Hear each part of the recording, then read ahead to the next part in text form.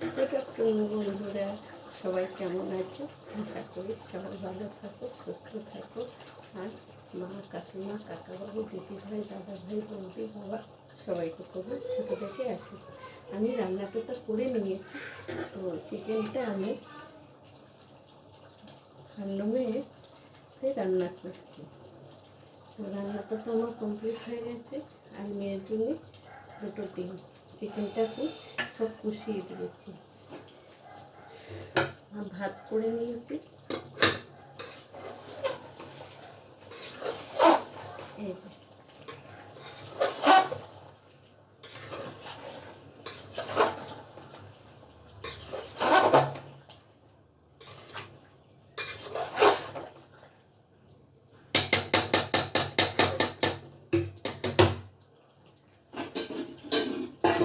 আর এখানে দই দিয়ে, মিষ্টি দই দিয়ে করেছি।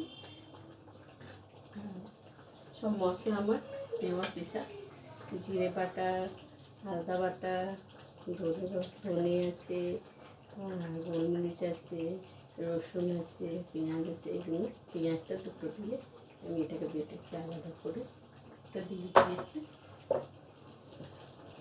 আর এখানে পেঁয়াজ আছে, পেঁয়াজটাকে আমি দিয়ে দিয়েছি, বাটা দিয়েছি, খালি শুধু পেঁয়াজ এগুলো বেটে নিয়েছি। আর ভাত করেছি, দু রকম ভাত আছে। তো আমার কাজের মেয়ে আছে, তার জন্য করেছি, আমার প্লাস বাড়ির জন্য।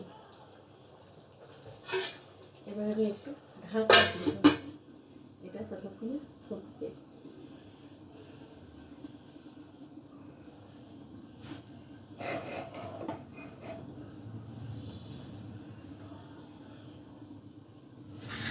আর মেয়ের ডিম, মেয়ে তো আমার চিকেন খাবে না, তাই জন্য আমি ডিমটাই করছি।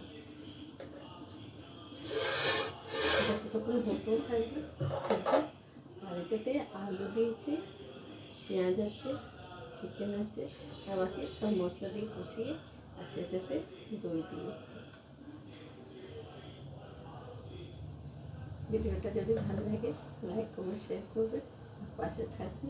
আশা করি সবাই সুস্থ সবল থাকুন আর পূজার পাশে থাকুন। পূজার রান্নাঘর রোজ দিনের নতুন ভিডিও করবো, নিশ্চয়ই কথা হবে। টাটা।